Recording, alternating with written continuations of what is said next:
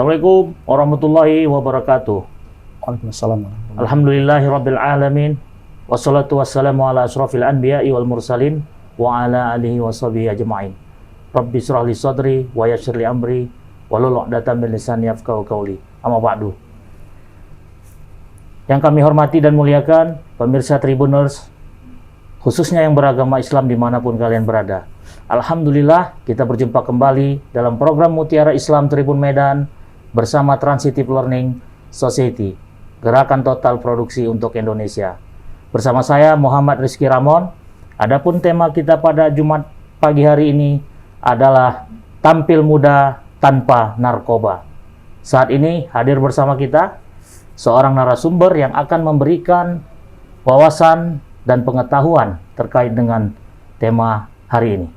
Beliau adalah Al-Mukarram Al-Ustadz Dr. Budi Abdullah SAG SH MH. Beliau menjabat sebagai Direktur Eksekutif Transitive Learning Society. Assalamualaikum Bang. Waalaikumsalam warahmatullahi wabarakatuh, Pak Ramon. Terima kasih, kita berjumpa kembali di sesi yang kedua. Selamat datang dan terima kasih atas waktu dan kehadirannya. Baik, Tribuners, penyalahgunaan narkotika dan obat-obatan terlarang di kalangan generasi muda dewasa ini kian mengkhawatirkan. Maraknya penyimpangan perilaku generasi muda tersebut dapat membahayakan keberlangsungan hidup bangsa ini di kemudian hari. Karena pemuda sebagai generasi yang diharapkan menjadi penerus bangsa semakin hari akan semakin rapuh digerogoti oleh zat-zat adiktif yang akan membuat kerusakan pada saraf-saraf tubuh kita.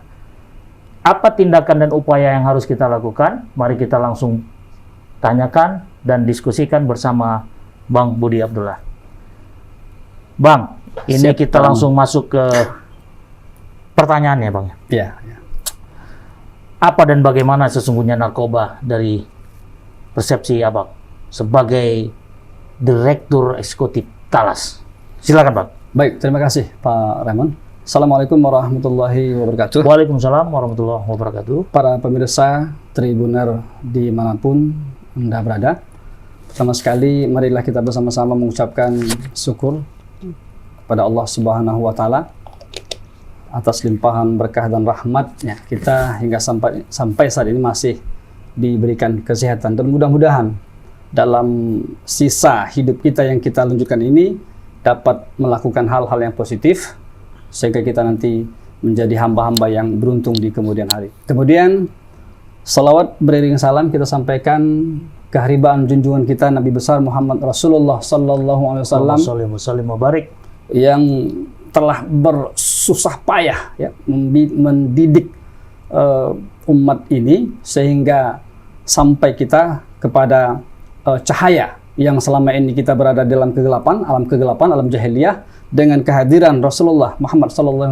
ini, beliau menggiring kita, membawa kita ke alam yang terang benderang. Semoga keberadaan kita di alam ini tidak menjadi beban di hari kemudian kelak nanti bagi kita umatnya dan juga kepada beliau Nabi besar Muhammad Rasulullah SAW. Tentang narkoba ini, Pak Ramon, sebenarnya ada beberapa pendapat para ahli yang mendefinisikan tentang apa itu narkoba. Tapi secara substansi saya menyebutkan bahwa narkoba itu adalah merupakan zat. Ya, suatu zat yang apabila dikonsumsi dia dapat mengakibatkan kehilangan kesadaran bagi pemakainya sehingga merusak. Jadi dia dapat merusak mental dan saraf. Akibatnya apa? Menimbulkan halusinasi. Jadi orang yang memakai zat ini dia akan terpengaruh sarafnya, akan rusak sarafnya dan menimbulkan halusinasi sehingga tindakan-tindakan yang diambilnya itu tidak sesuai dengan ketentuan-ketentuan apakah itu moral, agama maupun norma-norma yang ada di dalam masyarakat itu. Jadi tindakan-tindakan orang yang tidak terkontrol, cenderung negatif ya? Cenderung anarkis, negatif dan tidak membangun, artinya tidak terkendali. Inilah yang salah satu akibat dari mengkonsumsi zat narkoba itu.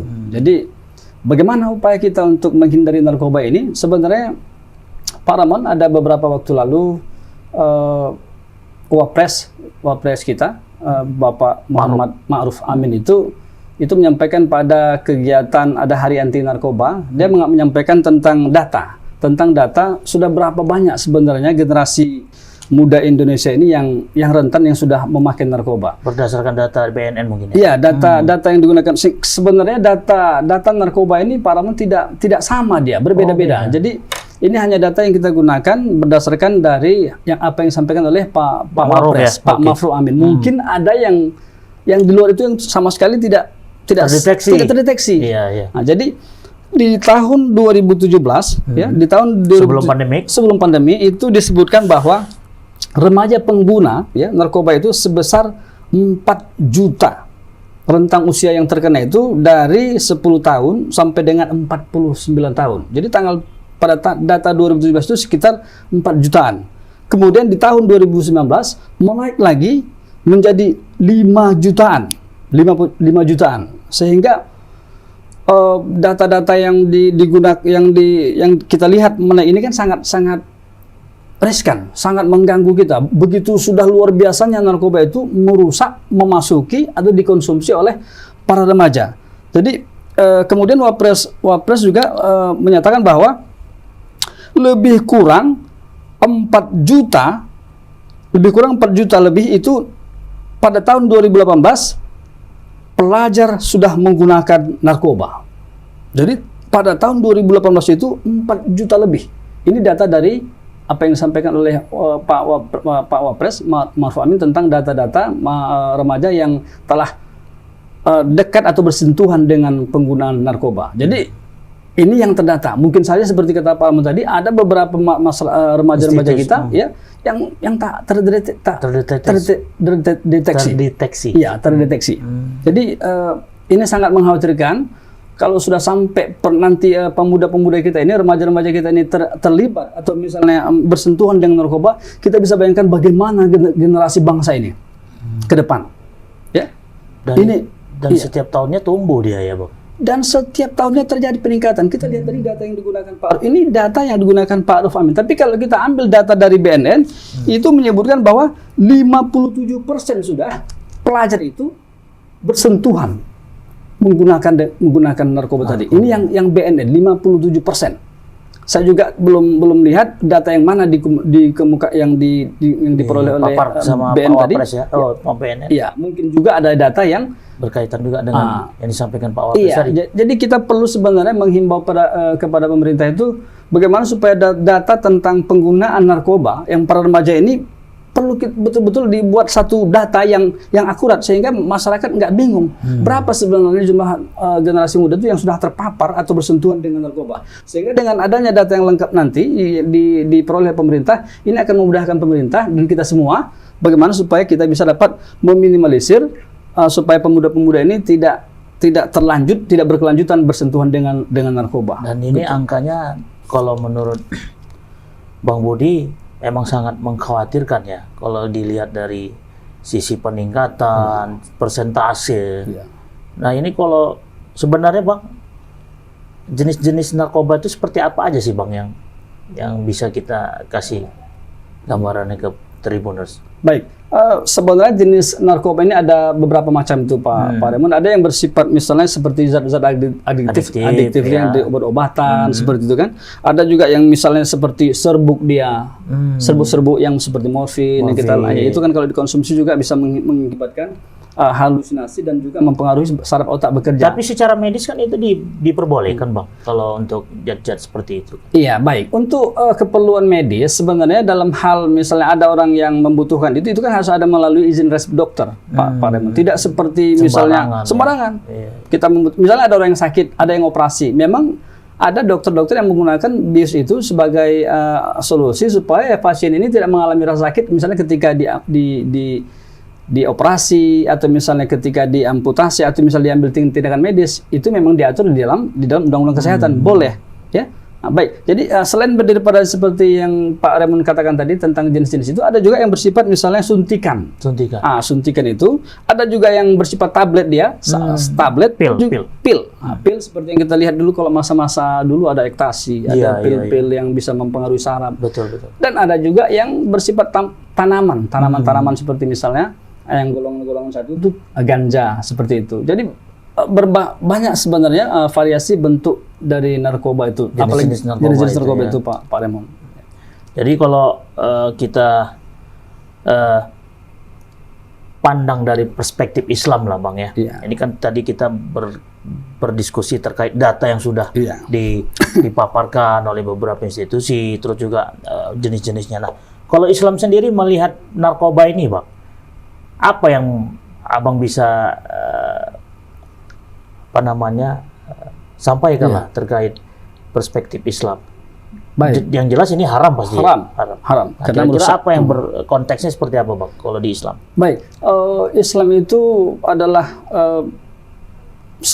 agama yang memiliki ajaran yang universal, Pak Raymond ya. Dari mulai bangun tidur, masuk kamar mandi, Sampai tidur lagi. sampai tidur lagi, bahkan sampai mati itu udah diatur ya. Udah diatur lengkap sedemikian rupa. Begitu luar biasanya aturan-aturan Islam itu. Tapi tidak memberatkan, bahkan itu membuat kita supaya hidupnya lebih teratur. Jadi dalam hal kaitan misalnya tentang narkoba, ada ayat yang menyebutkan bahwa tentang narkoba ini, wala tulqu biaidikum ila tahlukah wahsinu innallaha yuhibbul muhsinin. Wala tulqu biaidikum ila tahlukah. Kata Allah apa? Janganlah kalian jatuhkan, kalian masukkan diri kalian itu ke dalam kehancuran, kebinasaan. Ila tahlukah. Tahlukah itu adalah kehancuran, kebinasaan. Jadi di sini sudah jelas dalil Allah, ya? Dalil diturunkan Allah, Al-Quran mengatur kepada umat Nabi Muhammad ini. Ya, sebenarnya bukan umat Nabi Muhammad, Al-Quran itu ditujukan untuk universal. Untuk jadi tidak terbatas. Seluruh manusia. Ya. Manusia apapun ideologinya, kalau misalnya berpedoman kepada Al-Quran ini nggak ada masalah sebenarnya. Kalau itu baik. Jadi di sini dia dijelaskan, wala tulqu biaidikum. Jangan kalian masukkan diri kamu itu ila tahlukah, ke dalam kehancuran atau kebinasaan. Kenapa? Begitulah ajaran Islam itu. Sesuatu yang apabila kita konsumsi, kita lakukan, berakibat kepada kerusakan diri kita, membinasakan kehidupan kita, itu dilarang Allah, diharamkan oleh Allah. Dan itu termasuk menganiaya diri sendiri dong Bang ya? Termasuk ya. Salah satunya itu menyiksa, menganiaya diri sendiri. Dan memang jelas dilarang kan dalam Al-Quran. Jelas. Jadi sesuatu yang merusak, atau misalnya dalam hal ini itu kan merusak saraf. Betul. Kita konsumsi, merubah pola pikir kita yang selama ini misalnya kita bisa berpikir dengan baik, karena mengkonsumsi itu halusinasi kita. Timbul halusinasi. Ya. Bahkan Pak rata-rata kejahatan mungkin bersumber dari itu ya Pak ya? Salah satunya, Pak Raymond. Jadi narkoba ini kan banyak kejahatan itu kan banyak bersumber karena sarafnya yang sudah tidak pada tempatnya lagi, tidak stabil lagi. Betul. Jadi narkoba ini jadi memang modelnya nekat aja gitu ya Pak? Nekat aja. Jadi yang ada dalam pikirannya ini hanya halusinasi kan sesuatu yang dibayangkannya tak sesuai dengan kenyataan. Di luar kontrol. Luar kontrol. Bisa saya kadang tingkat emosinya tinggi, kebenciannya, kesedihannya. Makanya kalau kita tengok orang-orang yang terlibat udah terbiasa dengan narkoba itu kadang hilang rasa manusiawinya Bang. Iya. Bisa jadi seperti itu Bang. Kadang dia tak terkendali, emosi tinggi, kadang dia menangis sendiri. Pokoknya aneh tingkahnya. Seperti udah orang-orang yang maaf kata gila ya. Jadi narkoba itu gendangnya cuma 3 Pak Raymond. Pertama, kalau dia sehat ya, kalau dia sehat oke, mungkin jadi beban. Tapi kalau nggak dia kuat, dia mati. Kalau dia masih kuat juga, dia jadi penyakit. Jadi gendangnya cuma itu. Bahkan bisa jadi masuk penjara juga. Dan dari ajaran Nabi sendiri lah Bang terkait dengan itu, ya boleh dibilang kan hal-hal yang sangat merugikan, terutama kan itu kan sama juga dengan minum khamar. Sama. Ya kan? Nah, kalau Abang melihat lah, apa yang mungkin Abang bisa jelaskan terkait dampak narkoba ini untuk anak-anak muda lah saat ini? Baik, Pak Raymond. Dampak narkoba ini sangat luas, Pak Raymond. Pertama, narkoba bisa menghancurkan, yang paling penting itu narkoba ini adalah menghancurkan masa depannya. Satu, masa depan. Kedua, merusak akal fikirnya yang dia terlahir selama ini kita lihat sehat walafiat, tapi karena mengkonsumsi selalu misalnya bersentuhan dengan narkoba, dia akan berpengaruh. Artinya jiwanya sakit, gila. Dan bisa jadi misalnya ketika dia mengkonsumsi narkoba itu ada hal-hal yang kadang-kadang di luar kendali, dia kedapatan misalnya ditemukan oleh polisi atau dijumpai seseorang menggunakan narkoba, dia dilaporkan bahkan ditangkap sehingga masuk masuk penjara. Jadi efek atau dampak yang ditimbulkan narkoba ini tidak ada yang baik. Tidak pernah kita dengar orang yang kena narkoba itu, wah alhamdulillah, saya sekarang udah pakai narkoba, saya merasa lebih sehat, makin luar biasa. Tidak ada. Bahkan ketika kita lihat orang yang sudah terbiasa bersentuh narkoba, ketergantungan, sudah mulai ketergantungan, ketika dia tidak lagi mendapatkan sesuatu yang dia inginkan, itu dia sudah seperti orang liar, gila. Jadi kalau udah sempat gila, artinya apa? Yang dia akan menimbulkan suasana yang tidak situasi yang tidak kondusif di mana dia tinggal, di lingkungan dia tinggal. Dia akan menjadi beban, dia akan menjadi sumber kekacauan di tempat lingkungan di mana dia berada. Nah, sebagai anak muda ini Bang, ya terlepaslah dia sudah terdeteksi lah mengkonsumsi narkoba tadi, dan juga memang ada yang anak-anak muda yang masih menjaga akan hal tersebut. Apa yang bisa Bang sampaikan ke anak-anak muda tersebut, baik yang sudah terlibat maupun yang memang sama sekali belum terlibat? Baik, bagi para kaula muda, generasi muda Republik Indonesia, ya anak bangsa ini, marilah kita menjaga. Bagi yang belum terlibat atau bersentuhan dengan narkoba, pertahankan, konsistenlah untuk tidak terlibat atau bersentuhan dengan narkoba. Apa yang harus dilakukan tuh Bang? Biar pertama, jangan tersentuh. Yang dilakukan satu, kembali kepada nilai-nilai ajaran agama. Oke. Pertama, nilai-nilai ajaran agama itu, agama telah menjelaskan, Allah telah memberikan aturan kepada kita, janganlah kita memasukkan, menerjunkan diri kita ini ke dalam sesuatu yang dapat membahayakan kesehatan kita, keselamatan kita, dan jiwa kita. Itu tidak boleh, karena narkoba itu gendangnya cuma 3. Kalau nggak gila, mati, penjara. Tak ada yang lain. Kalau tidak mati, gila, masuk penjara. Inilah efek dari penggunaan narkoba. Jadi yang belum bersentuhan dengan narkoba, pertama, kembali kepada nilai-nilai ajaran Islam tadi, ya, Islam mengajarkan agar kita menjaga diri kita dari sesuatu yang menyebabkan kita menjadi binasa, menjadi hancur. Jangan menghancurkan diri, jangan menghancurkan masa depan. Yang kedua, ini harus menggalakkan kembali kegiatan-kegiatan remaja-remaja masjid itu, Pak Raymond. Karena melalui kegiatan-kegiatan remaja masjid ini, kan itu kan mayoritas namanya remaja masjid. Jadi jemaah itu kan jemaah remaja masjid. Ini harus selalu kita berikan pemahaman. Contohnya? Contoh apa itu narkoba, bahaya narkoba, jeleknya narkoba. Sosialisasi. Dan jangan jemu. Jadi harus jelas nanti remaja-remaja masjid ini, apalagi lembaganya ada itu Pak di Medan ini, bahkan di pusat, ya, BKPRMI namanya. Nanti kita berupaya nanti bagaimana supaya lembaga ini aktif kembali. Ini nanti yang memberikan edukasi bagi pemuda-pemuda ini supaya tidak bersentuhan dengan narkoba. Dan itu jadi tugas kita bersama juga. Tugas kita bersama. Bukan tugas BNN ataupun tugas kepolisian. Ya.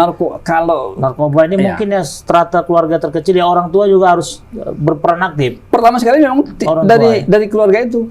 Karena kalau yang di luar ini kan yang namanya masyarakat. Masyarakat itu kan tidak selalunya kadang-kadang peduli dengan keluarga kita. Tapi kita kan bisa melihat apa yang terjadi dengan keluarga kita. Kalau misalnya melihat sesuatu yang aneh, ya melihat pergaulan-pergaulan yang ini, kan kita wajib bertanya dari mana ke mana, apa yang dilakukan. Harus kita kontrol. Kita harus. Kalau menurut Bang Budi, masih optimis nggak Bang? Masih yakin nggak bahwasannya nanti semakin tahun ke depan itu ini akan semakin menurun tingkat, baik itu anak mudanya, mungkin masyarakatnya itu terkait dengan narkoba itu, kira-kira Bang?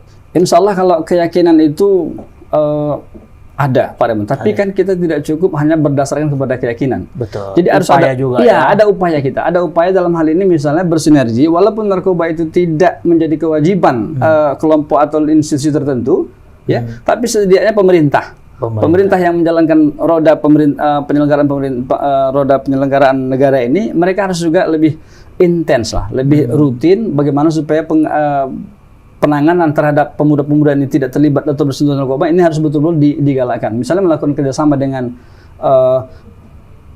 salah satunya contoh tentang bidang ketenagakerjaan itu, Pak Raymond. Misalnya kan pemuda-pemuda yang SMA kan banyak kadang-kadang yang sudah tamat tak bekerja nih. Iya, betul. Jadi kalau tak bekerja kadang-kadang kesana kemari, begaluh sana, begaluh kemari, kan yang timbul kan keinginan yang aneh-aneh nih untuk mencoba sesuatu. Jadi kalau misalnya pemerintah membuat kegiatan-kegiatan mengaktifkan lagi misalnya balai latihan kerja, BPLK gitu ya.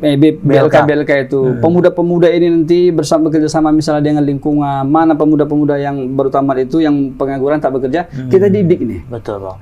Kita didik, kita buat kegiatan nanti supaya dia aktif mendapatkan keterampilan. Dengan adanya keterampilan tadi, ya dia bisa bekerja. Dan jangan lupa ketika tidak cukup hanya keterampilan saja, tapi juga kita isi dengan nilai-nilai agama.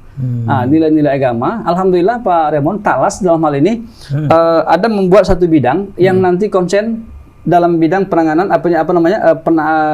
kerjasama dalam menangani narkoba di Sumatera Utara. Ada diatur di dalam di komunitas Training Learning Society. Kita buat sebuah lembaga yang khusus nanti memberikan penyuluhan-penyuluhan kepada sekolah-sekolah, masyarakat, kerjasama nanti dengan BNN dan pemerintah, bagaimana supaya masyarakat itu kita edukasi, paham dengan bahaya narkoba, resiko narkoba, dan jadi tidak cukup hanya itu, tapi ketika kita edukasi, kita arahkan mereka supaya bisa ikut ke balai latihan kerja itu, sehingga nanti mereka bisa melakukan kegiatan-kegiatan yang positif.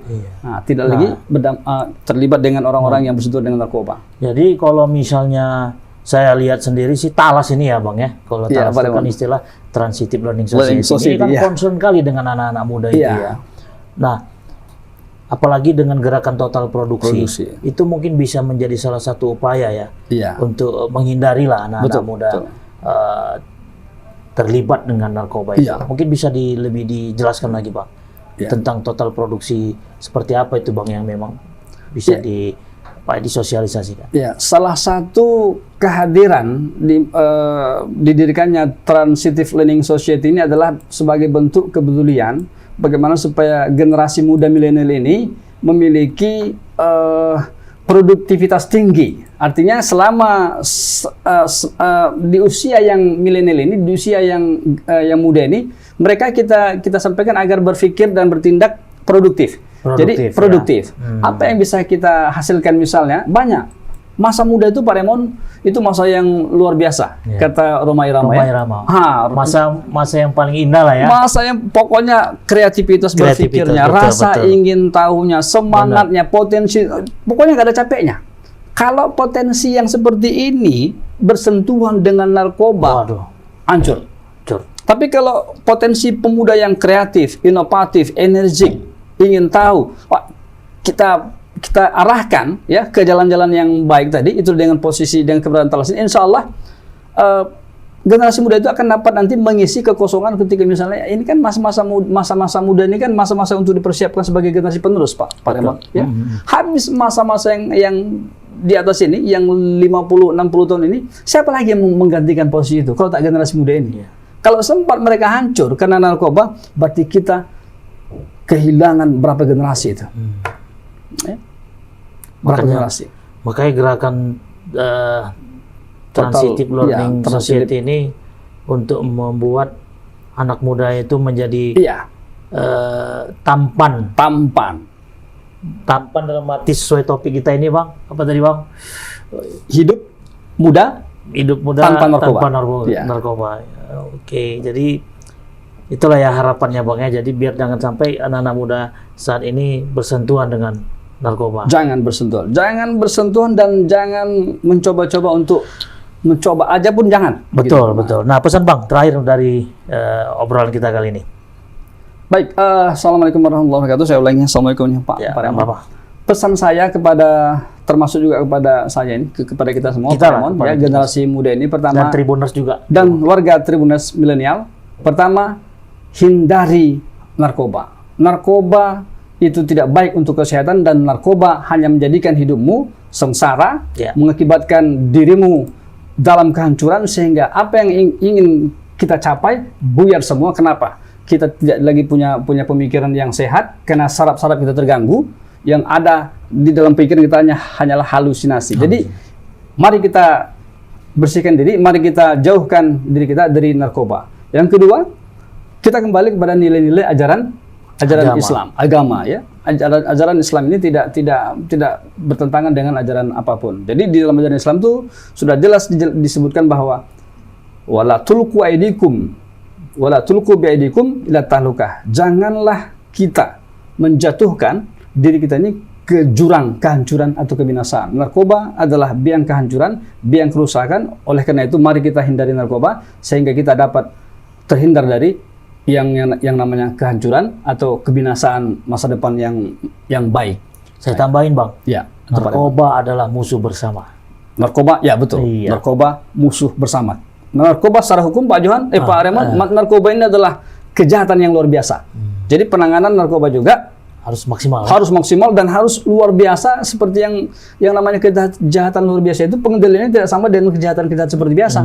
Inilah pentingnya nanti peran pemerintah bagaimana menghancurkan narkoba, dan jangan pula nanti aparat juga terlibat dalam bahagian sindikat narkoba. Pastinya jangan seperti itu ya. Jangan seperti itu. Jadi kita malu, Pak Raymond, kemarin ada beberapa waktu lalu di TV itu ya, beberapa aparat terlibat ya. narkoba. Kan bagaimana ini? Tapi ada juga beberapa di kepolisian kita banyak sudah membasmi yang Narkoba. namanya barang-barang bukti narkoba itu juga kan, Pak? Betul. Ya, jangan sampai barang bukti itu juga disimpan, kan bahaya juga kita. Iya, betul. Yang penting itu tadi Tribuners, tampil muda tanpa narkoba itu keren tuh. Keren. Oke, baik, makasih Bang Budi Abdullah. Demikianlah teman. Tribuners, diskusi kita terkait dengan topik pada hari ini bersama Dr. Budi Abdullah SAG SHMH. Semoga apa yang menjadi jawaban dan obrolan kita tadi dapat menjadi informasi tambahan dan pengetahuan yang dapat kita jadikan referensi dalam kehidupan sehari-hari. Semoga bermanfaat. Ikuti terus program digital Tribun Medan. Bantu like, share, dan komen sosial media kami, baik Instagram, YouTube, dan Facebook Tribun Medan. Terima kasih kepada narasumber Bang Budi, dan terima kasih kepada seluruh Tribuners yang mengikuti program kita ini. Dan tak lupa pula kami sampaikan pada sponsor, terima kasih. Kita berjumpa kembali di waktu dan program yang sama setiap hari Jumat pukul 9 pagi waktu Indonesia bagian Barat. Tentunya pada program Mutiara Islam Tribun Medan. Saya dan seluruh kru yang bertugas pamit mohon undur diri.